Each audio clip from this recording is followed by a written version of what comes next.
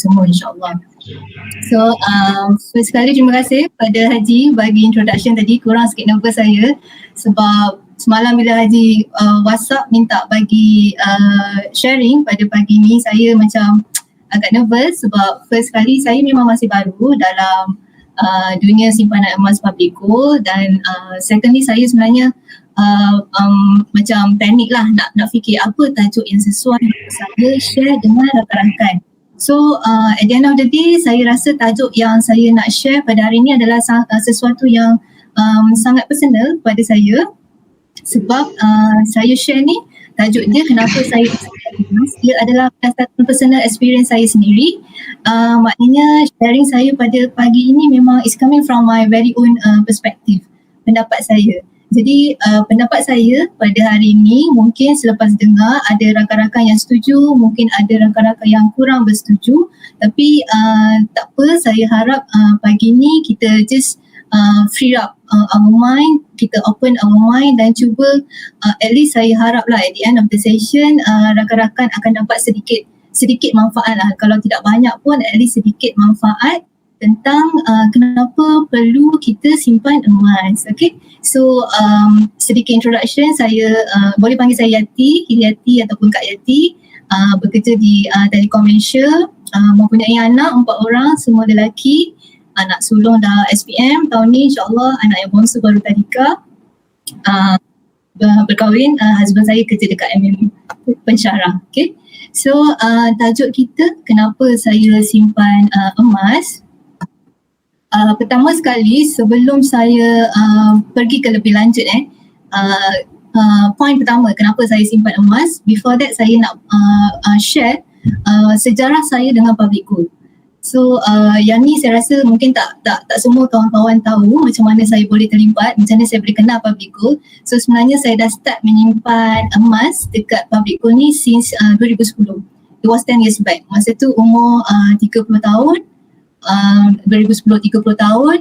Emas pertama yang saya beli adalah kalau tengok slide tu 20 gram LBMA gold bar. LBMA ni maknanya London Market London LB, London Bullion Market Association, maknanya emas yang certified diterima worldwide. Maknanya kalau kita nak bawa emas kita ni ke mana-mana negara, dia memang akan diterima lah, boleh dijual di mana-mana negara. So ini emas, boleh nampak ke? Inilah emas lama saya 10 tahun yang lepas. So pada waktu itu tak silap saya belinya Mei 2010. Rasanya saya guna duit bonus, bulan Mei baru dapat bonus. So perkara pertama yang saya buat masa tu, saya beli 2 ketul gold bar 20 gram.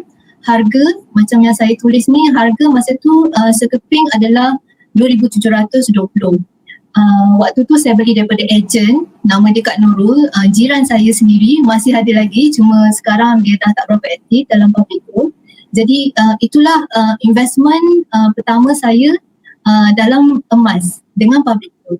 Jadi waktu tu saya beli 2 ketul 20 gram dan juga 4 keping dinar.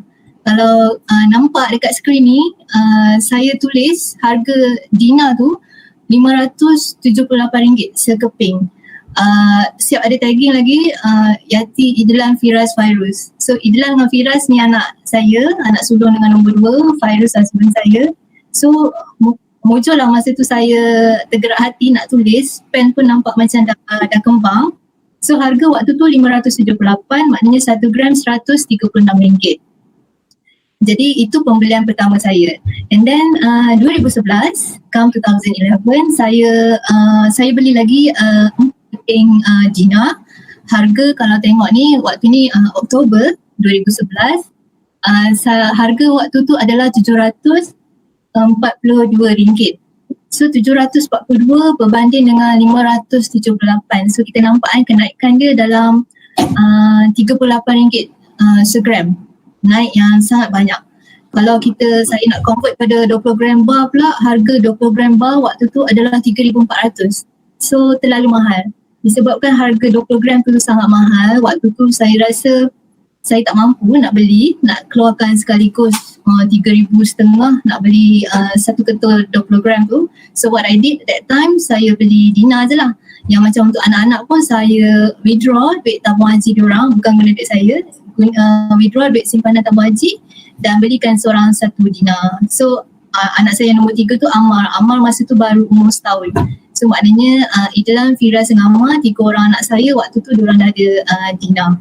So jadi kalau tengok dari segi kenaikan harga saya nak tunjuk sini, dalam masa 10 tahun maknanya kita nampak kenaikan harga dia adalah dalam 92% for 10 years. Jadi kalaulah saya sentiasa keep track kenaikan harga ni over the years, kalau saya jual saya punya emas ni last year, masa bulan Ogos harga emas mencapai ke harga yang paling tertinggi, which is masa tu RM304. So lepas kita dah tolak spread, susut nilai emas untuk 20 gram adalah 8%. Kalau saya jual, harga yang PG ambil daripada saya adalah RM280. Jadi kalau saya jual waktu tu, keuntungan saya adalah 106% untuk seketul 20 gram gold bar tadi. So nampak kan kat sini kalau lah saya celik masa tu, kalau saya tahu harga tu tengah naik banyak, kalau lah saya perlukan duit pada tahun lepas, mungkin saya dah jual saya punya gold bar ni lah untuk dapatkan immediate cash. Tapi sampai sekarang tak jual lagi lah, masih ada lagi. So itu sejarah saya dengan public gold. So what happened after 2011? Berapa banyak saya dah simpan adalah nothing happened. After 2011 tak ada apa-apa yang berlaku. Sebab masa harga 2011 tu saya dah nampak harga naik terlalu banyak, terlalu mahal. So waktu 2011 tu masa nak keluarkan duit beli 1 dinar RM742 pun saya dah rasa macam aduh mahalnya, macam mahal, rasa sayang nak keluarkan duit. Jadi selepas 2011 saya terus stop, langsung tak ada buat apa-apa pembelian tambahan.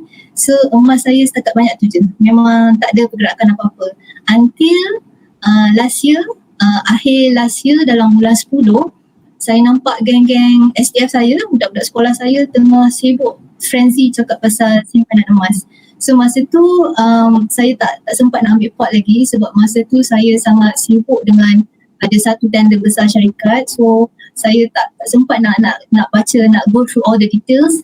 Jadi saya just put aside lah information tu, memang lalu lalang dekat wall, dekat Facebook, dekat Instagram, tapi kita tak ambil pot.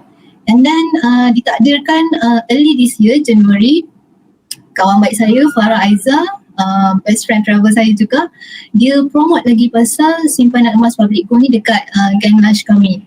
So masa tu saya masih lagi busy, so sebab saya nak masuk TM board masa tu akhir Januari. So apa yang saya cakap pada diri saya, okay, habis je saya submit paper TM board saya nak study pasal emas. So memang habis je kerja saya, masa tu dah kurang busy. What I did, saya crampkan 2 hari 2 malam waktu saya ingat lagi hari Sabtu Ahad, saya memang stay up, study, saya google segala macam information pasal public gold. Dan waktu tu banyak information yang keluar waktu tu adalah pasal akaun simpanan gap, Gold Accumulation Program. So 2 hari 2 malam stay up, baca, memang fitkan segala macam information dalam otak ni. Isnin terus WhatsApp Farah cakap aku nak buka akaun, aku nak buka untuk aku dan juga budak-budak. So teruslah buka akaun dan terus jadi dealer sebab simpanan, sebab saya memang dah niat masa tu saya nak alihkan a certain portion of saya punya tabung haji masuk dalam akaun simpanan gap. Jadi itu langkah pertama saya sebagai seorang dealer, which is pada 9 Februari tahun ni. Jadi kalau orang tanya saya sebab utama, perkara pertama sekali kenapa saya simpan emas, definitely yang pertama adalah sekarang saya dah faham emas ni dia punya harga sentiasa meningkat. Over the long run memang harga dia akan meningkat. Jadi kalau kita tengok statistik kat sini, tahun 2000 harga dia RM35 segram, tahun lepas dalam RM285. This is average harga sajalah. Jadi tahun ni harga tertinggi 277 bulan Januari hari tu. Hari ni 258. Jadi kalau kita bila kita dah start menyimpan, kita dah start orang kata simpan banyak dan kita take our investment to seriously, kita akan sentiasa cuba untuk menambah ilmu, akan sentiasa cuba membaca, dan kita macam ambil care lah pasal kita punya investment ni sebab kita dah serius kan. Jadi sekarang baru saya tahu, for the past 20 years harga memang sentiasa naik, dan kalau orang tanya, I can easily say, kalau orang tanya berapa kenaikan harga emas, kita boleh cakap, kita boleh terangkan, average dalam 8 ke 10% setahun sebelum kita tolak zakat. Jika kita dah layak haul untuk bayar zakat lah. Kalau simpanan dah lebih 85 gram, memang kita diwajibkan untuk membayar zakat. So kalau kita tengok kat sini, beza harga. Kalau kita buat analogi, dulu kalau nak beli 10 dinar kita perlukan 1,800. Sekarang last year 2020, 10 dinar tu kalau kita nak dapatkan 10 dinar, kita dah kena invest 11,000. Kita kena ada 11,000 ringgit barulah dapat 10 dinar. Jadi kita just imagine hari ni, semalam harga 1 dinar dalam 1,080 ringgit, 1,100 lah kita menggunakan. So imagine kalau hari ni kita beli 1 dinar harga 1,100, in the next 10 years ataupun in the next 20 years, berapa harga 1 dinar kita tu. Mungkin hari ni kita rasa nak beli 1 dinar agak mahal sebab nak keluarkan 1,100 segedebuk kan, nak beli seketul dinar tu, shilling emas ni kita rasa mahal. Tapi 10 tahun akan datang, mungkin kita akan rasa perkara yang sama. Definitely kita akan rasa, mahalnya emas ni, aku tak mampu beli sebab harga dia memang akan naik. Jadi kalau orang selalu tanya, bilakah waktu yang paling sesuai untuk kita menyimpan emas, definitely saya akan cakap it was 10 years ataupun 20 years ago. Sebab saya dah pernah merasa harga yang saya beli 10 tahun lepas, which is RM136 segram. Hari ni harga RM258 1 gram. Kalau tanya menyesal ke? Secara jujur, of course saya ada sedikit penyesalan sebab kalaulah saya cakap kalaulah saya consistently simpan dari umur 30 tahun dulu sampai sekarang, Masya Allah tak berapa dah lah saving yang ada kan dalam emas ni. Tapi sebab tu kadang tapi penyesalan tu kita kena ambil sesuatu lah di atas kekesalan yang lama, forget about the past, now kita think about the future. Maknanya kalau orang tanya, bilakah orang kata waktu kedua terbaik untuk kita beli emas. So, apa yang saya cakap pada kawan-kawan, waktu kedua terbaik definitely adalah sekarang, hari ini, ketika kita ada duit. Kenapa kenapa ketika kita ada duit? Sebab emas ni kita cuma beli bila kita mampu. Kita kena ensure sebelum kita invest dalam emas, kita kena ada emergency fund untuk 6 bulan bersamaan dengan gaji. Kita ada simpanan untuk kecemasan lah, especially kalau kita ada any unforeseen situation ataupun perkara. Jadi kita ada simpanan cash sebagai backup, simpanan cash, immediate cash yang kita boleh access anytime. Jadi waktu kedua tadi saya kata sekarang bila kita ada duit, sebab sekarang kita mungkin tak nampak keperluan emas ni. Kita tak rasa macam ada keperluan nak simpan sebab kenapa nak simpan, bukannya perlu sangat pun. Tapi kita tak tahu pada waktu akan datang mungkin akan tiba situation yang mana kita terpaksa menjual emas kita untuk dapatkan cash. Kita terpaksa pajak emas kita untuk dapatkan cash dan sebagainya. Jadi all this unforeseen punya situation ni, na'udzubillah, kita harap tak terjadi pada kita, tapi we never know yang pada satu hari nanti kita mungkin perlukan emas kita ni. Emas ni lah yang boleh membantu kita untuk for example meneruskan kelangsungan hidup, untuk meneruskan perniagaan dan sebagainya. Okay, so itu poin yang pertama lah kenapa saya simpan emas. Satu, sebab saya tahu sekarang fakta dia kenaikan harga pada jangka masa panjang. So fakta kedua, kenapa? Sebab dia kalis inflasi. Orang selalu cakap, orang mungkin faham apa maksud inflation. So fakta yang kedua, poin kedua, kalis inflasi. Maknanya kalau kita tengok contoh hampa yang saya tunjuk ni, yang pertama, dulu pada tahun 2000, 200 gram yang kita ada masa tu 200 gram kita boleh gunakan emas kita untuk membeli sebuah motor Honda EX5. Waktu tu harga dalam 6,000. Tetapi jika kita masih simpan 200 gram emas yang kita ada tu, pada waktu sekarang 200 gram yang sama tu kita can afford to buy sebuah Myvi baru yang berharga 57,000. Jadi kita nampak kan dia punya perbezaan dalam masa 20 tahun, berat yang sama, 200 gram emas, ketulinan yang sama 999. Dulu boleh beli sebiji motor, sekarang boleh beli sebuah kereta. Jadi dia punya gandaan nilai tu multiply dalam 8 kali ganda, kenaikan dalam 8 kali ganda. Jadi sebab tu kita kata kenapa orang kata emas kalis inflasi, apa orang kata kalis inflation, sebab kita punya purchasing power over the years, kita dapat kekalkan kuasa membeli dengan menyimpan emas. Apa maksud kuasa membeli tu? Macam point dekat sini dia tulis kekalkan kuasa, tapi pada saya personally saya rasa dia increasekan kita punya purchasing power sebab kita ambil analogi macam dulu karipap 20 sen, 20 sen dapat beli seketul karipap. Sekarang karipap harga 50 sen, 60 sen, kalau Ramadan mungkin dah 70 sen. Analogi yang saya nak guna untuk diri saya sendiri, dulu tadika 20 sen saya boleh beli mi goreng dengan air teh dekat tadika. Sekarang saya kena bagi anak RM3 untuk dia beli sepinggan mi, sebungkus mi dengan air dekat sekolah. So kita nampak dia punya perbezaan masa saya tadika, that was 35 tahun yang lepas, dengan apa yang anak saya hadapi sekarang. Maknanya kuasa membeli, kalau kita simpan duit yang banyak dalam bentuk cash kita tu walaupun in dollar value, kita nampak amount tu sentiasa bertambah dalam bank kita, dalam simpanan tabung haji atau SB. Tapi in reality, bila kita take into consideration faktor inflasi, bila kita tengok pula purchasing power kita semakin lama semakin rendah sebabkan oleh faktor-faktor ekonomi yang berlaku dekat negara dan seluruh dunia lah.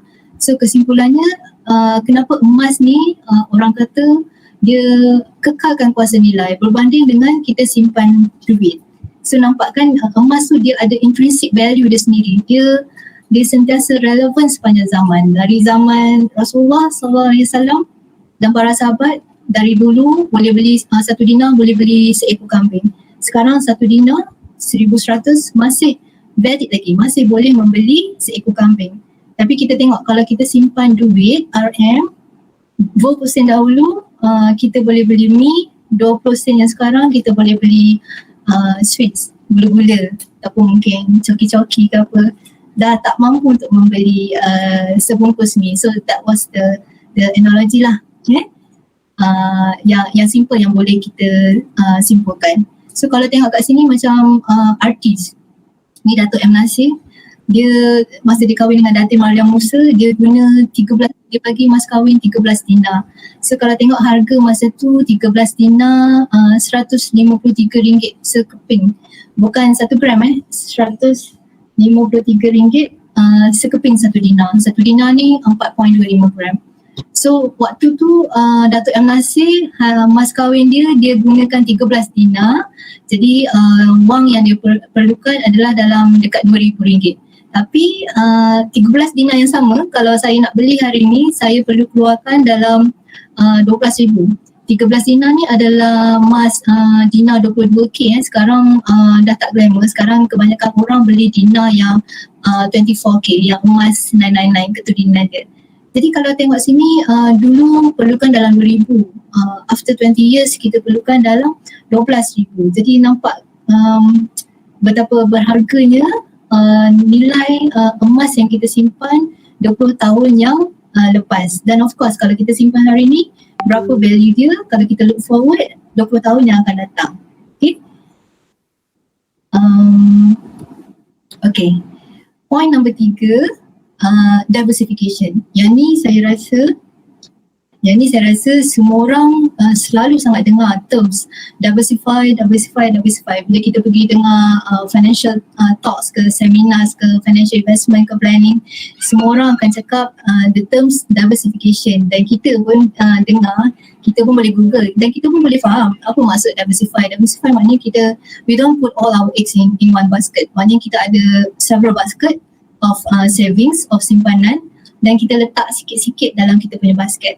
Macam saya, mula-mula start simpan emas ni jadi dealer, dah rasa happy sebab saya cakap okay, sekarang saya dah ada basket tabung haji, saya ada basket unit trust, and now saya dah ada basket baru iaitu account gap emas. So masa tu dah rasa cukup happy. Lepas tu bila kita duk baca lagi, tambahin lagi, masuk pula Facebook Azizi Ali, Azizul Azli Ahmad dan Robert Kiyosaki dan sebagainya. Macam terkejut sekejap sebab Tuan Haji Azizi Ali kata okay, dia kata dia ajar cara untuk diversifykan kita punya basket ni. What is the orang kata recommended percentage yang kita kena letak dalam each of our basket. Jadi Haji Azizi Ali kata, dia kata kita kena strive untuk simpan at least 30% of our gaji kepada savings, simpanan. So minimum 30% dia kata. Kena cuba. Jadi saya faham kalau untuk anak-anak muda, eksekutif yang baru masuk, baru kerja, baru grad, nak achieve 30% punya minimum level of savings ni mungkin susah. Mungkin sounds impossible, susah sebab banyak komitmen kan, nak bayar duit motor, minyak, makan dekat office, sewa rumah for example dan sebagainya. Macam saya dulu pun, saya ingat lagi mula-mula kerja TM, executive sandaran ataupun probation, gaji 1,100. Sangat rendah, 1,100 tu 2002, 18 tahun yang lepas. Tapi Alhamdulillah duduk dekat rumah mak, duduk dengan mak, belum kahwin, jadi makan pakai free dalam mak masak tu kan. So makan semua free. Jadi saya punya kos masa tu adalah kereta. Saya beli kereta second hand, Proton Satria, warna kuning, 2 pintu. Sekarang tak tahu lah ada lagi ke tak. So loan yang saya kena bayar waktu tu RM440.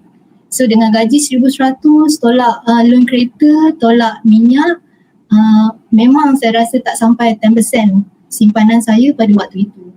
Jadi itu adalah orang kata cabaran untuk budak-budak muda. Tapi bila saya dah start baca, bila dah start bergelumang dalam simpanan emas ni, baca sharing oleh dealer-dealer lain dalam Facebook, kebanyakan dealer ni cakap sebenarnya majoriti penyimpan emas dekat Malaysia ni, dekat public pool ni adalah bukanlah majoriti, kebanyakannya adalah student university. Student university, diorang sangat hebat. Saya bila baca pun saya sangat inspired dengan cerita diorang sebab ramai student yang dah start saving sejak diorang belajar dekat universiti. Dulu masa saya dekat MMU saya tak ada, tak terfikir, tak ada ilmu kan, tak tahu pun nak simpan emas ke apa, tak ada. Mungkin masa tu pun tak glamour lagi lah. Jadi masa saya google, bila saya dah start jadi dealer, selalu google tengok kisah-kisah master dealer yang hebat-hebat ni semua. Salah seorang yang saya jumpa adalah Dr. Muaz Mahazir. So Dr. Muaz Mahazir ni dia adalah sekarang dah jadi houseman, tapi dia salah seorang master dealer yang sangat hebat dekat PG. Dia dah start simpan emas since zaman universiti. Jadi bila saya baca lagi ada sharing-sharing lain, ada dealer ni dia lansaikan semua hutang PTPTN dia dengan simpanan emas dia. Dia jual emas, habis belajar jual emas, bayar hutang PTPTN tanpa minta duit daripada ibu ayah. So that was very inspiring. Saya sendiri yang orang kata dah tua kan, umur dah 41 tahun, baru macam nak cari emas sikit-sikit kan, tapi budak-budak muda yang jauh lebih muda daripada kita sebenarnya jauh lagi hebat, jauh lebih minda diorang tu, orang kata lebih pandai lah kan. Boleh berfikir lebih jauh, lebih long term berbanding kita yang dah bekerja ni, mungkinlah educated tetapi kurang pengetahuan dari certain aspect of financial punya budgeting. Okay. Jadi pesan Azizi Ali lagi, dia cakap 30% goes to saving, dan daripada 30% ni kita cuba target 10% masukkan ke emas. Bukan semua kepada emas, maknanya cuba allocate 10% saja kepada emas. The remaining 20% tu kita teruskan simpanan dalam bentuk cash. So cash dalam bentuk tabung haji, ASB, unit trust, siapa yang main stocks mungkin boleh beli stocks, ataupun dalam private retirement scheme, private investment scheme dan sebagainya. So 20% memang kita perlu simpan dalam bentuk cash, sebab kita tahu kan kita memang sangat perlukan cash. Kalau tiba-tiba ada emergency, inilah penyelamat kita, sebab nak jual emas pun dia akan ambil masa. Jadi 10% saja the recommended percentage lah oleh Tuan Azizi Ali untuk simpanan emas. Okay. And then bila saya baca lagi, Azizi Ali kata 10%. Lepas tu jumpa pula si Muhammad Robert Kiyosaki ni. Dia ni American businessman, 74 years old. Dia founder, saya rasa semua kenal, founder Rich Dad Poor Dad. Dia ada financial education company. Dia punya main source of income memang coming from all the financial seminar, stocks, pasal financial punya management lah. Jadi Robert Kiyosaki ni dia sangat pro kepada all types of investment kecuali cash, kecuali monetary investment. Dia seorang yang sangat, orang kata dia sangat suka bash orang yang terlalu percaya kepada fiat ataupun wang kertas, currency. Dia punya recommendation simpan 25% minimum dalam bentuk emas. So the rest barulah you boleh invest dalam hartanah ke, rumah, crypto dan sebagainya. And then saya seorang lagi pendapat, Mike Maloney, dia kata recommended percentage adalah 50%. So Mike Maloney ni adalah founder kepada goldsilver.com, financial punya company juga. Dia punya main source of income is coming from YouTube channel. Dia memang kalau cuba masuk YouTube channel dia memang talk a lot about gold, silver dengan bitcoins, dengan crypto punya investment. So that is Mike Maloney. Jadi kalau orang tanya saya, sebab ada juga kawan-kawan yang tanya, jadi berapa banyak nak simpan setiap bulan, ataupun berapa banyak yang kita kena simpan, ataupun apa ratio diversification yang terbaik. Saya tak rasa kita ada a perfect ratio yang terbaik. Maknanya saya selalu cakap pada kawan, goes back to kita punya own financial punya budgeting. Buka balik kita punya monthly income versus expenses. Macam saya ada Excel file setiap bulan. Saya memang agak old school, mungkin sebab budak accounting. So every month saya memang ada Excel file saya sendiri. Saya akan list down all my expenses, semua fixed expenses, makan, minum, handphone, insurance budak-budak, insurance sendiri, bas dan sebagainya lah, okay? Bas sekolah anak sebagainya, dan juga simpanan, tabung haji, gap dan sedekah. So semua ni saya categorizekan sebagai expenses.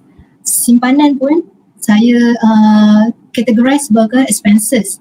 Sedekah pun saya categorize sebagai expenses. Jadi net salary saya lepas tolak semua expenses tu, apa yang balance itulah duit yang saya boleh gunakan untuk saya punya leisure ataupun untuk fulfill kita punya kehendak. Contoh nak makan luar dengan budak-budak ke,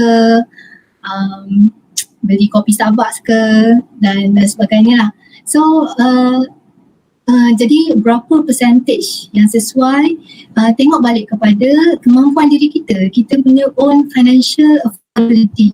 Ada orang mungkin dia boleh simpan 30% saving, ada orang mungkin cuma 10%, 20%, depends.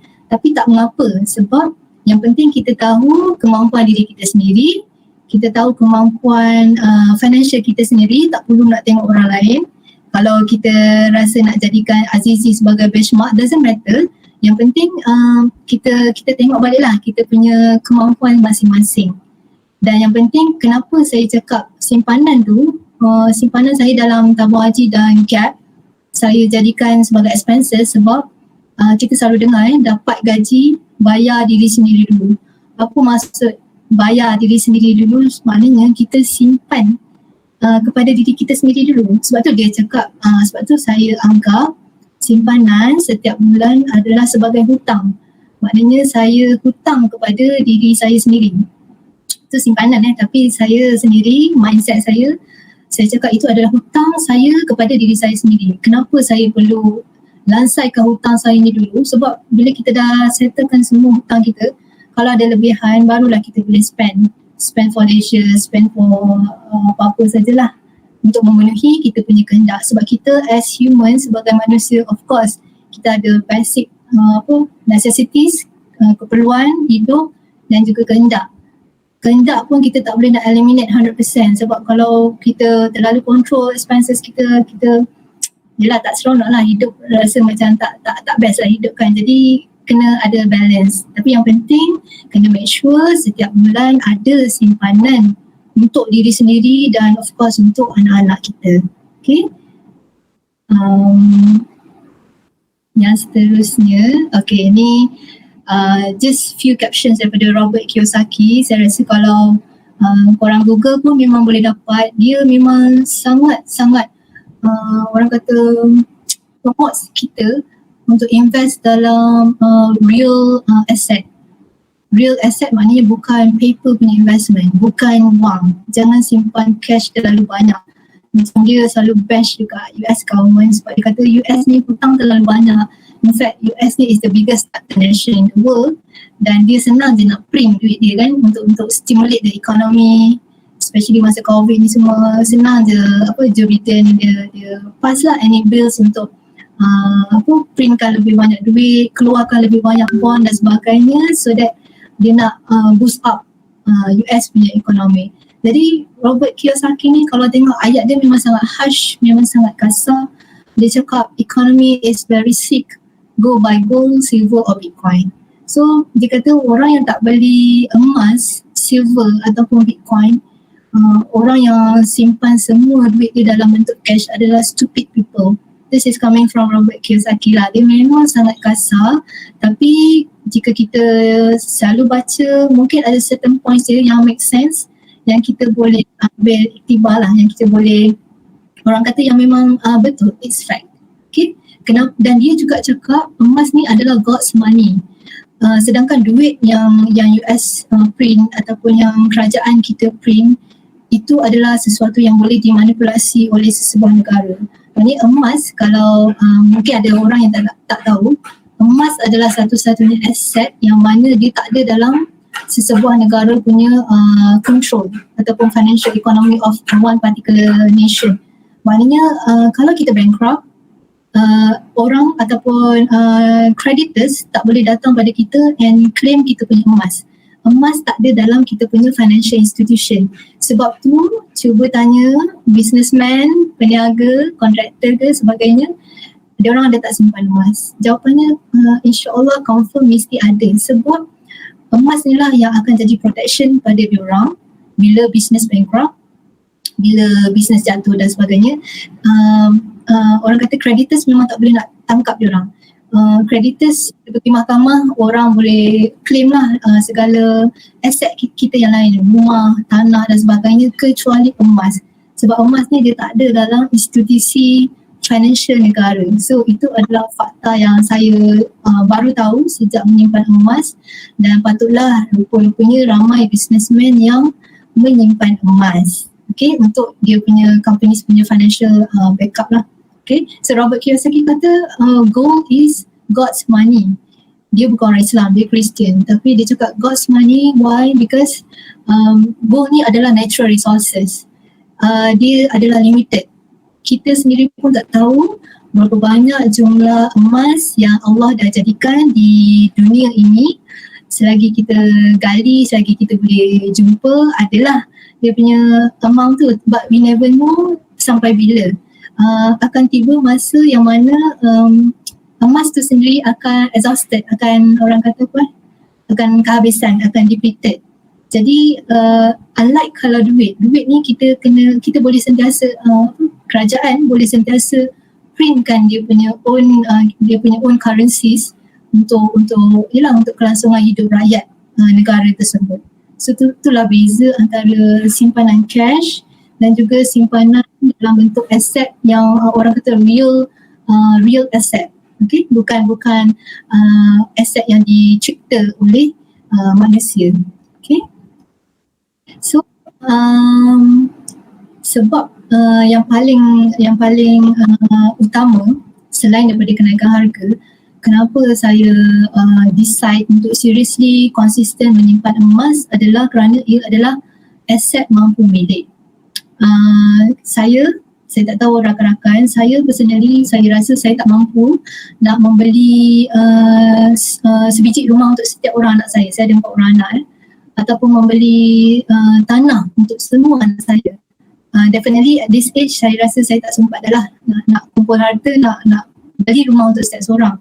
Tapi saya rasa emas adalah sesuatu adalah aset yang saya rasa saya mampu beli dan mampu simpan dan jadikan investment untuk setiap orang anak saya. Sebab tu setiap anak memang saya buka kat account gap. Masing-masing ada account gap sendiri. Walaupun abang yang sulung tu dah nak SPM, tapi esok bila dia dah 18 tahun boleh transfer pada nama dia sendiri. Dan lepas tu of course lah saya akan minta dia masukkanlah sendiri duit simpanan dia dalam account gap. So dia sangat mampu milik.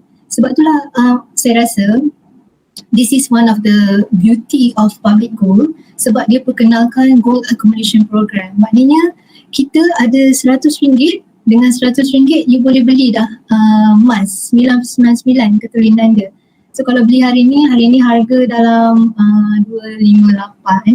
Kalau simpan RM100, so dalam account gap kita ada 0.3876 gram emas dalam account gap kita. So dia sangat affordable, sangat mampu milik. Jadi jangan nak fikir emas ni hanya untuk orang yang kaya-kaya. Tidak, orang yang gaji biasa-biasa, sedangkan budak universiti pun boleh simpan.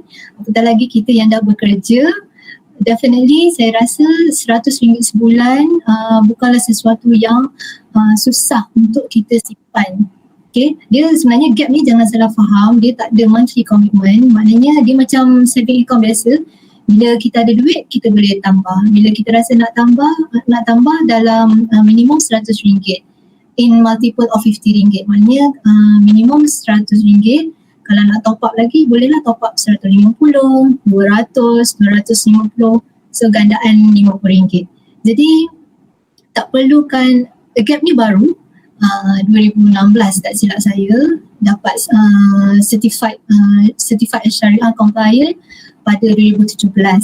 Jadi saya rasa dengan adanya account gap ni, dia membuatkan semua orang mampu untuk membeli emas. Sebab kita just imagine kalau kita ada RM100, kita masuk ke kedai emas, kita boleh tak beli emas. Kalau nak beli bracelet punya charms pun harga dah RM200 lebih, RM300 lebih.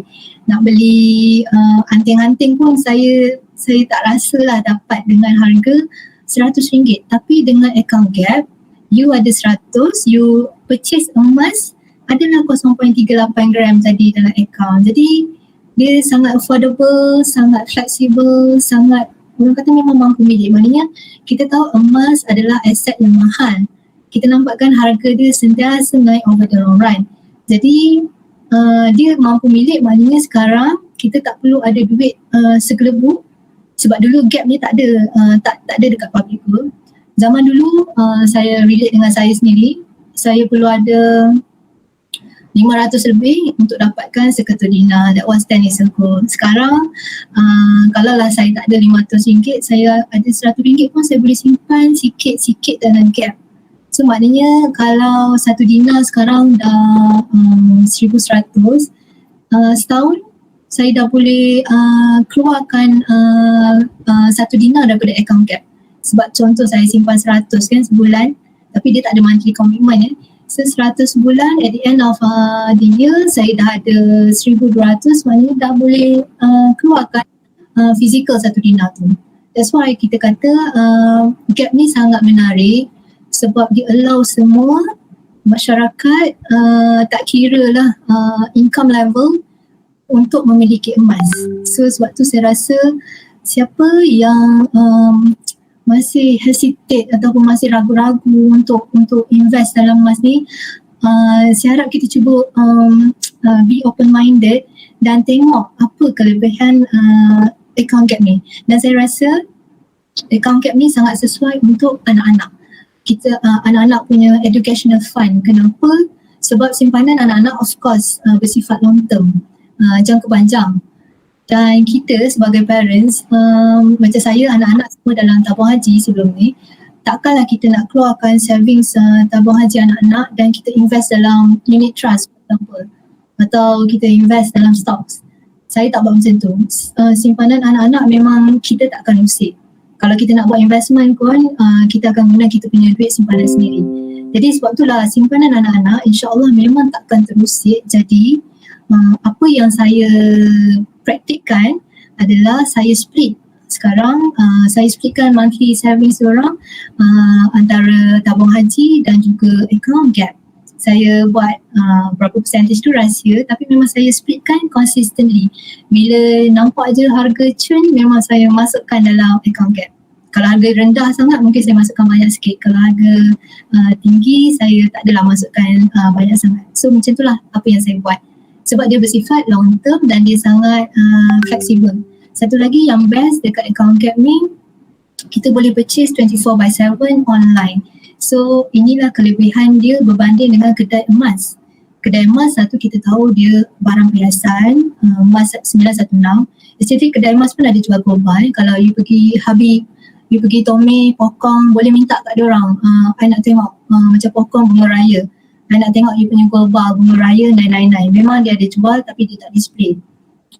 Kedai emas sekarang diorang dah display harga emas 999 dengan 916 memang diorang publicly display kat kedai. Cumanya kelebihan account gap, kita boleh beli 24/7. Maknanya tak perlu tunggu kedai emas buka, tak perlu tunggu pukul 10, tak perlu ambil cuti untuk beli emas.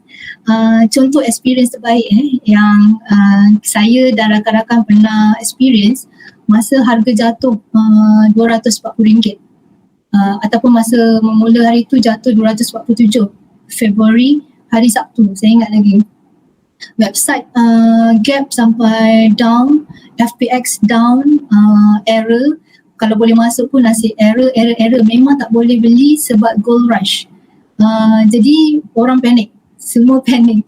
Dekat luar pula kita nampak kedai Habib jual, Pokong semua queue panjang gila sebab orang beratur nak beli emas. Jadi bagi kita orang, kami yang dah ada account gap, kita orang tak perlu risau sebab kita dah tahu nombor account Public Gold. Jadi we can just transfer ataupun purchase gap tu manually. Kita dah tahu account number dia, tak boleh masuk website, tak ada hal, tak ada masalah sebab kita orang boleh beli juga. Dan esok bila website dah okay, kita just boleh upload kita punya receipt FPX transaction tu dalam website.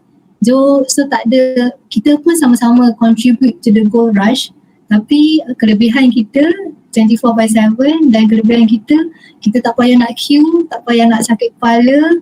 Mungkin tak sempat pun nak masuk sebab nak masuk kedai sebab COVID ada limited numbers of customers yang boleh masuk. So kita orang yang dah ada account gap memang boleh beli dengan tenang. Tak ada rasa panik, tak ada rasa apa.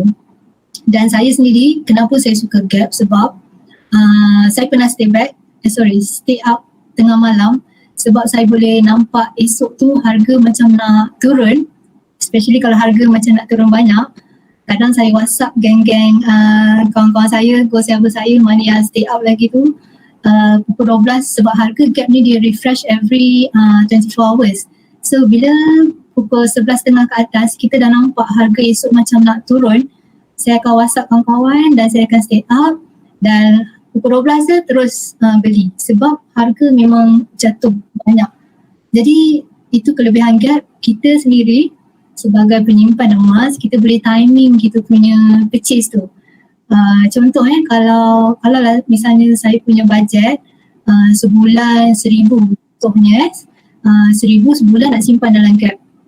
Jadi apa yang saya buat, saya tak adalah letak terus 1,000 tu sekaligus dalam satu hari, tidak. Saya akan timing saya punya purchase. Contohnya saya cakap mungkin saya nak purchase 3 kali sebulan, 1,000 split 3 kali dalam sebulan.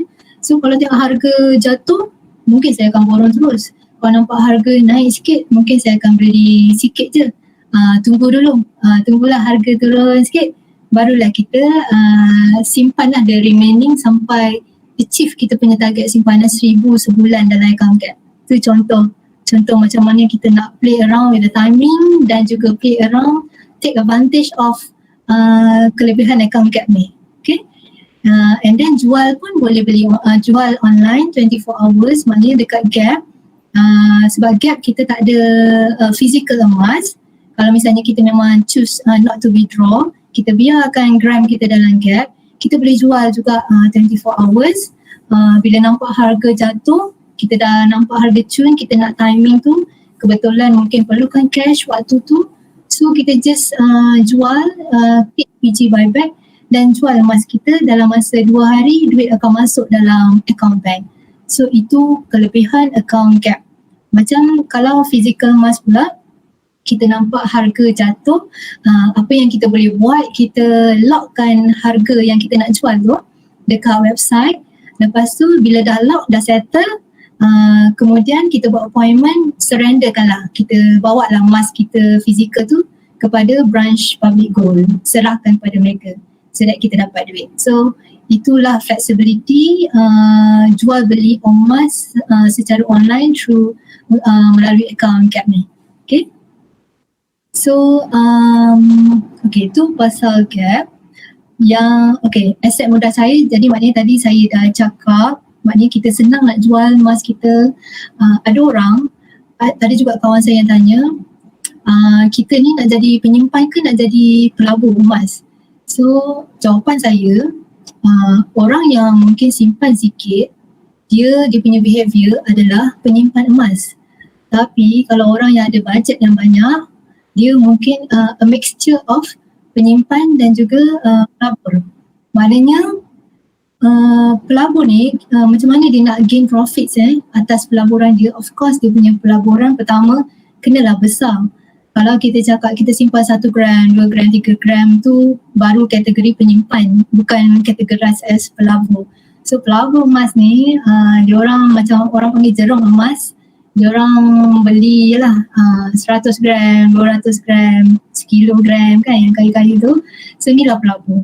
Jadi what they do adalah bila harga menjunam jatuh, diorang akan borong. Bila harga naik, diorang standby lah dulu sebab diorang dah borong banyak kan. Jadi bila harga naik pun diorang tak kisahlah. Maksudnya diorang ada set diorang punya own target, berapa profit yang diorang nak. Dan bila harga naik waktu tu, diorang akan terus jual lah.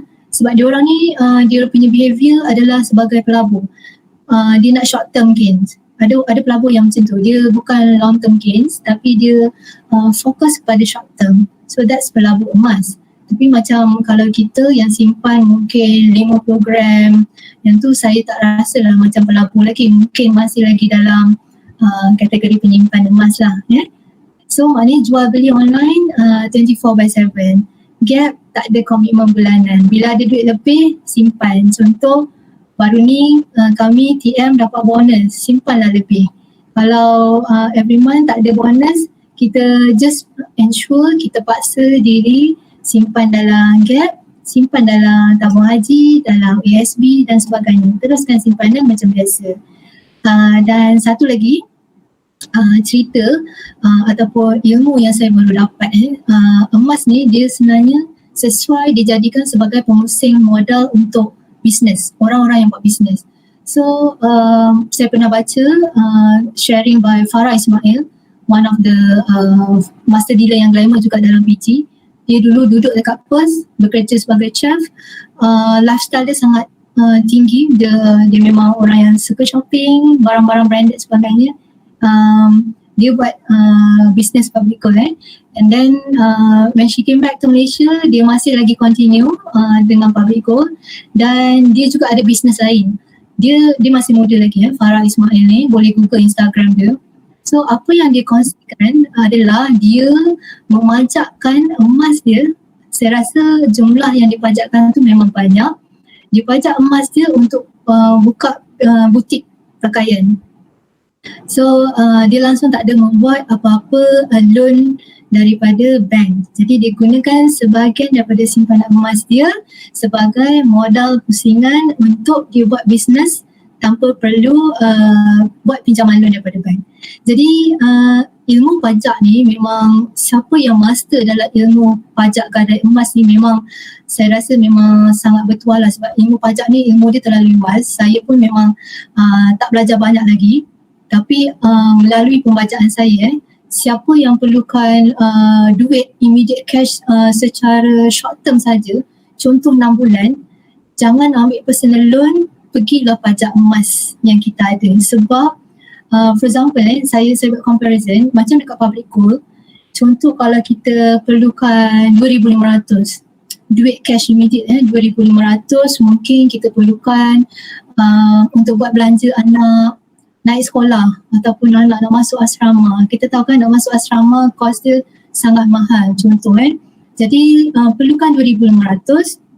Jadi upah bila kita pajak ni maknanya kita kena bayar upah simpanan. So dekat public gold dia collaborate dengan Pos Arano. Jadi kos upah pajak dekat public gold untuk kita pajak emas kita dalam 0.85 sen bagi setiap RM100. Jadi mungkin susah sikit confuse calculation dia, tapi nanti saya boleh share. Jadi maknanya kalaulah saya ada 10 gram contoh 10 gram emas, contoh harga hari ni 250, jadi nilai marhum, nilai emas yang ada berdasarkan 10 gram ni adalah 2,500. Jadi public gold dia bagi kita maksimum pinjaman sebanyak 75%. Baik, 75% daripada nilai emas saya tadi tu saya layak untuk pinjam dalam RM1,875. Jadi bila kita dah kira kos upah simpanan sebulan, saya cuma perlu bayar RM21 kos upah pajak kat emas ni dekat public gold. So kalau let's say saya pajak 6 bulan, jumlah yang kena bayar adalah RM127. 127 dalam masa 6 bulan kita dapat pinjaman duit cash sebanyak RM1,875. Berbanding kalau saya buat personal loan, for example kalau bank Islam 4%, ada bank yang 4.99%, ada yang 5%. So kalau saya ambil rate 4% personal loan, interest yang saya kena bayar RM75 sebulan. So kalau 6 bulan dalam 450. So 450 berbanding dengan kos upah kita pajak, kita letakkan emas kita tadi RM127, beza dalam RM300 lebih. So RM300 lebih tu adalah sangat banyak. Itu adalah kos, kalau perbezaan kos dalam masa 6 bulan. So imagine kalau kita buat pinjaman setahun, kalau kita pajakkan emas kita setahun. Emas tak silap saya kita boleh renew every 6 months pajak ni. Depends pada arahan jugalah, yang tu kita kena google, kita kena survey.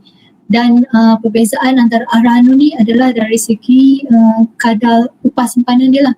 Ada yang 85 sen, 75 sen, depends. Dan juga kecerewetan diorang. Ada arahan dia sangat cerewet, dia akan buka seal emas kita ni, dia akan buka seal, dia nak timbang, dia nak check betul ke timbang berat banyak ni, tulen ke tulinan pun kadang diorang check. Macam public gold, dia dah ada collaboration dengan Pos Arano, Pos Malaysia tu. Jadi Pos Arano kalau kita bawa emas kita, diorang dah tak akan buka dah seal, diorang terus ambil dan simpan. Jadi tak ada question on betul ke berat emas ni 20 gram, 10 gram dan sebagainya. So sangat mudah. Okay, itu kelebihan emas yang kita kata aset yang mudah dicairkan. Maknanya macam saya pernah baca juga cerita baru-baru ni peniaga Tom Yum. Kakak ni cerita kepada kawan office saya sendiri. Kawan dia peniaga Tom Yum, pajakkan emas untuk membayar gaji pekerja. Okay, so kita nampak macam mana emas, sebab tu tadi saya kata kita simpan emas ketika kita ada duit, sebab kita tidak tahu bila masa akan tiba situasi keadaan yang mana kita terpaksa menjual ataupun terpaksa memanjakkan emas kita pada keadaan-keadaan tertentu. So ni contoh peniaga tadilah. Dan kita pun boleh tengok dekat newspaper last year masa COVID, ramai sangat orang yang beratur dekat Arano. Kenapa? Sebab nak tebus balik emas mereka. Kenapa nak tebus emas? Sebab mungkin dah hilang pekerjaan, hilang source of income. Terpaksa tebus balik emas untuk dapatkan duit untuk meneruskan kehidupan. So that's how emas ni sekarang kita mungkin tak nampak apa kepentingan emas. Kita mungkin sebab kita rasa kita senang, kita selesa, kita tak ada masalah, tapi we never know what's gonna happen in the future. Kita tak tahu kan masa depan kita terlalu banyak uncertainties, terlalu banyak perkara-perkara yang mungkin boleh berlaku, na'udzubillah, tapi itulah macam mana emas boleh bantu kita bila mana kita memerlukan dia. Jadi sebab itulah orang kata bila kena simpan emas, simpan sekarang dan simpan bila kita ada duit. Okay? Jadi yang penting kita tetapkan matlamat simpanan kita. Macam yang ni saya kata ada orang bila kita simpan kita kena tahu apa matlamat kita. So ada orang dia simpan untuk education fund anak-anak. Ada juga yang simpan mungkin untuk kos naik haji, untuk umrah, untuk tabung persaraan. Ada kawan saya dealer juga bekerja di overseas, tak ada EPF, maknanya tak ada EPF deduction, maknanya dia simpan emas sebab dia kata emas ni boleh jadi salah satu sumber kewangan masa dia bersara. Bila dah balik Malaysia, bila dah tak duduk kat overseas, maknanya emas ni boleh jadi macam KWSP kita lah. Kita yang bekerja makan gaji, Alhamdulillah lah ada KWSP, ada orang macam Haji mungkin ada pencen. Tapi orang yang berniaga sendiri, yang bekerja sendiri, emas ni mungkin boleh jadi orang kata simpanan backup kita masa kita bersara nanti. Okay? Ya, kejap. Okay, so rasa dah lama juga ni, dah sejam lah, ada sikit lagi. So ni macam tadi saya cakap kenapa kita cakap dapat gaji bayar diri sendiri dahulu. Maknanya kita kena anggap simpanan kita tu sebagai hutang, bukan sebagai simpanan. Hutang maknanya kita we are obliged to pay. Kita nak tak nak kita kena bayar. Kalau kita treat simpanan sebagai simpanan, bunyi dia macam optional, bunyi dia macam bukan terpaksa. Tapi kalau kita treat simpanan, saving sebagai hutang, kena bayar diri dulu, maknanya kita indirectly kan kita tanam dalam mindset kita, okay, simpanan ni adalah hutang, aku kena bayar dulu diri aku dulu, barulah spend ataupun barulah bayar hutang kereta, hutang motor, PTPN dan sebagainya lah. Okay, so sebab itulah kenapa kita kata emas, yang bagusnya emas, dia elak kebocoran wang. Maknanya bila kita dah convert duit kita dalam emas, contoh dalam ini dalam bar, bila keadaan terpaksa saja baru kita akan jual emas kita. Dalam situasi yang tidak terpaksa, situasi yang tidak terpaksa ni contoh ada promotion handbag yang kita dah lama nak beli, handbag mahal, branded, tiba-tiba promotion 50%. Ni adalah kehendak bukan keperluan. So kalau kita ada cash dalam bank, saya rasa sebab duit dalam bank, bila kita selalu tengok kan bahaya, sebab bila kita nampak duit tu banyak, kita rasa macam boleh spend ni sebab banyak kan duit dalam bank. So bila tiba-tiba ada lalu promotion handbag ke apa, whatever je lah, kita tak rasa berat untuk withdraw duit daripada bank tu, buat transaction, buat online shopping transaction. Dah lah sekarang shopping banyak online, sangat mudah untuk shopping, walaupun amount ribu-ribu pun memang kita boleh spend. Jadi senang kita nak tarik duit yang banyak tadi dalam bank, walaupun tabung haji pun tabung haji, kalau kita linkkan dengan Maybank ke dengan CIMB ke, senang kita nak tarik kan, nak withdraw. Tapi kalau kita convert duit kita, gaji kita dalam bentuk emas, definitely kita takkan simply jual emas kita. Kecuali kalau terpaksa. Kenapa? Contoh, kalau time tu harga tengah turun, takkan kita nak jual, kita akan rugi. Contoh kalau lagi satu, kita akan hesitate nak jual sebab kita sayang. Sebab emas ni bila kita dah pegang, kita dah simpan, kita akan rasa sayang.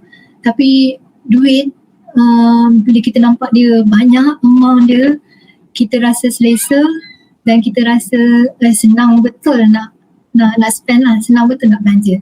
So elak kebocoran wang ni memang adalah orang kata evident, is a real evidence lah. Maknanya memang dah ramai rakan-rakan Gold Saver yang bagi testimoni betul lepas simpan emas dia rasa dia lebih berdisiplin satu, dan dia memang efektif sebagai instrumen yang nak avoid kita untuk spend unnecessarily, especially benda-benda yang tak perlu lah. Jadi sebab kita takkan jual emas kita unless kalau keadaan tu memaksa. Okay, so last kali saya rasa advice saya lah ataupun ni advice pada diri saya sendiri, sebab bila saya buat sharing, bila saya share ilmu dengan kawan-kawan, actually I'm telling myself tu lah, saya sendiri saya memang kena sentiasa konsisten, istiqamah, sebab kita dah tahu kan kita punya tujuan tadi, kita dah ada matlamat kita sendiri tadi.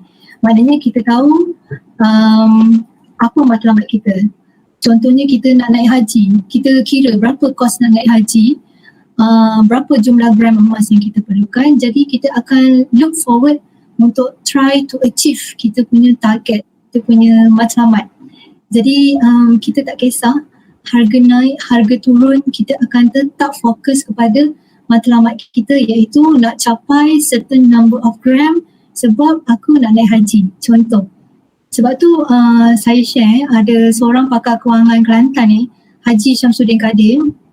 Last year dia masuk Bulletin Utama TV3 berita. Dia orang Kelantan lah saya rasa. So boleh google YouTube dia. Haji Syamsuddin ni dia cakap behavior orang Kelantan dengan behavior orang KL dalam dunia simpanan emas ni sangat berbeza. Orang Kelantan bila harga jatuh, dia orang akan borong. Borong tu maknanya beli dalam jumlah yang banyak. Bila harga naik, orang Kelantan ni dia akan tetap beli, tapi beli sikit-sikit lah, in small amount. Tapi maknanya orang Kelantan ni dia memang orang yang sangat istiqamah, sangat konsisten beli emas. Sebab dia tahu kebaikan emas. Sama macam kalau kita imagine mak kita, nenek moyang kita, ada ke nenek moyang yang tak simpan emas? Jarang lah. Kebanyakan mak-mak kita memang akan simpan emas, dan yang dapat benefit tu siapa? Kita, anak-anak dia kan. Sebab yelah, mak simpan emas, bila tak perlukan duit mak takkan jual.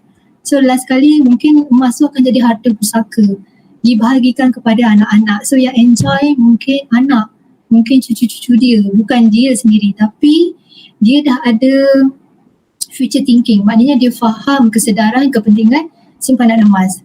So back to behavior orang Kelantan ni. So Haji Syamsuddin kata orang KL terbalik. Bila harga jatuh, diorang tunggu lagi sebab diorang nak timing harga yang lagi rendah. So at the end of the day, diorang tak belilah. Lepas tu bila harga naik pula, orang KL ni bila harga naik, dia hold juga, dia tak beli juga. Sebab dia kata, harga makin mahal ni tak boleh jadi. So tak nak beli lagi. So dia tunggu, at the end of the day orang KL tak beli lama. So bila saya jumpa YouTube tu, actually I can also relate to myself, sebab saya lah orang KL yang 10 tahun yang lepas, 2011, harga naik banyak, saya stop terus beli. Memang saya rasa mahal gila, so saya tak nak belilah. So saya lah orang KL yang 10 tahun lepas, tapi sekarang saya nak cuba ubah attitude saya, behavior saya, sebab simpanan emas ni bukan untuk diri saya saja, tapi untuk the whole of my family, untuk anak-anak, untuk husband saya pun dia cuma tak aktif. Okay, jadi kita sebagai penyimpan emas, kalau rakan-rakan yang dalam ni yang dah dah ada simpanan emas, kita kena faham first kali kenapa kita simpan, apa matlamat kita simpan, dan kita kena jadi penyimpan emas yang berilmu. Kenapa berilmu tu penting? Sebab kalau kita faham, kita akan tak mudah orang kata emotionally affected dengan turun naik harga emas. Sebab kita tahu harga emas setiap hari dia punya fluctuation tu sangat laju, dia sentiasa fluctuate lah. Maknanya kalau kita tengok dalam masa sehari, dia takkanlah jatuh je, atau dalam masa sehari dia takkanlah naik saja. Dia sentiasa fluctuate every day. Tapi kita kena faham over the long run dia akan naik. Jadi kalau orang yang kurang ilmu, bila harga jatuh, dia gembira lah, maknanya dia boleh beli. Tapi kalau misalnya dia masih mula simpan dulu, harga emas masa tu mahal. Contoh macam saya, masa mula entry price saya register 259. Okay. So tapi saya honestly bila saya dah faham konsep ni, turun naik harga emas ni, saya tak adalah rasa ralat beli invest banyak masa harga 259 sebab kita faham konsep dollar cost averaging, unit cost averaging. Maknanya bila harga jatuh, you borong. Bila harga naik, mungkin you akan hold ataupun mungkin you akan beli sikit-sikit saja. So at the end of the day, lepas 2 bulan saya consistently simpan dalam gap ni, unit cost saya ataupun average cost, investment cost saya sebenarnya dah berkurang banyak. Bukan 259, dah turun sangat rendah. Tapi saya tak cakap lah berapa. Macam mana saya tahu? Sebab saya ada Excel file. Again, orang school, budak accounting, dia ada Excel file. So 6 account cap keluarga saya memang ada Excel file masing-masing. Setiap purchase, setiap pembelian saya memang catatkan dalam Excel so that I know what is my average investment cost. Jadi saya tak ralat lah. Dulu masa mula-mula register bulan Februari, harga 259, mahal. Tapi kalau orang yang dah tengok trending harga emas, dia tahu harga yang paling tinggi tahun ni 277. Today harga 258. So orang yang masuk masa harga 277, dia takkan rasa menyesal sebab dia tahu waktu harga 258 ni lah dia boleh top up dengan lebih banyak. Dia boleh ambil peluang untuk beli banyak so that dia can further lower down dia punya average investment cost. So sebab tu kita kata penyimpan emas yang berilmu dia takkan cepat rasa stres dengan turun naik harga emas. Dia takkan emotionally affected ataupun marah-marah ataupun mungkin marah dia punya dealer atau introducer, marah cakap kenapa masa aku register dulu harga mahal, kenapa sekarang harga murah, kau tipu aku ke? Mungkin saya tak tahulah, kawan-kawan saya tak pernah lagi backlash saya macam tu.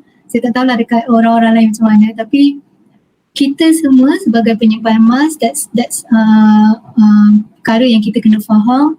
Harga emas dia memang sentiasa volatile, turun naik in the short term, tapi over the long run insyaAllah dia akan sentiasa naik.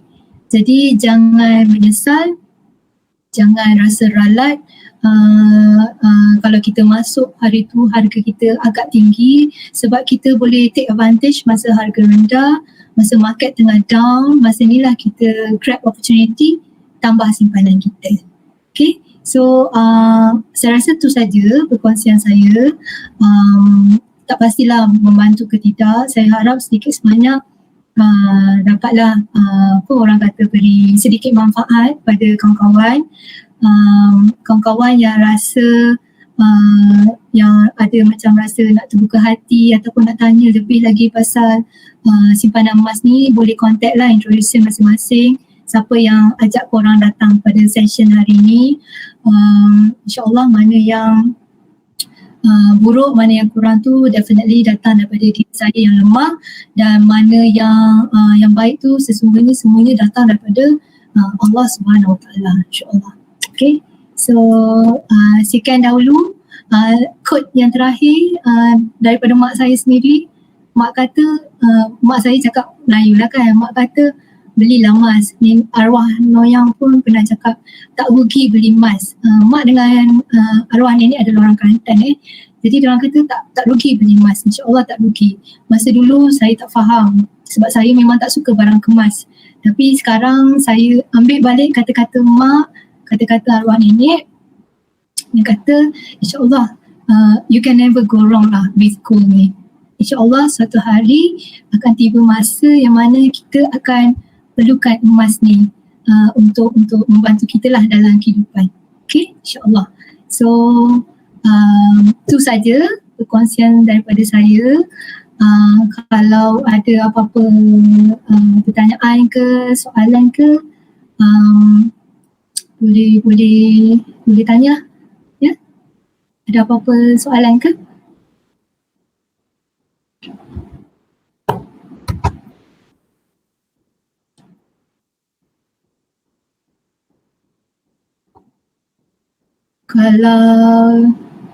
Kalau tak ada soalan,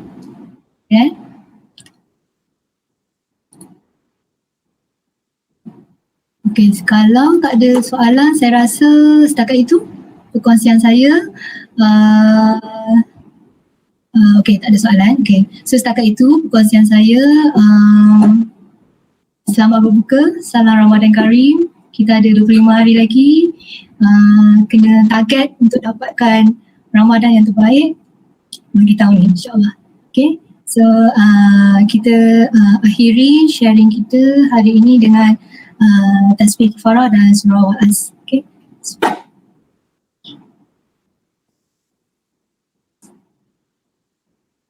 Okay, so itu saja daripada saya. Terima kasih pada semua yang hadir. Moga mendapat manfaat, ibrah daripada kisah saya hari ini, dan salam Ramadan lah kepada semua. Okay, thank you. Assalamualaikum.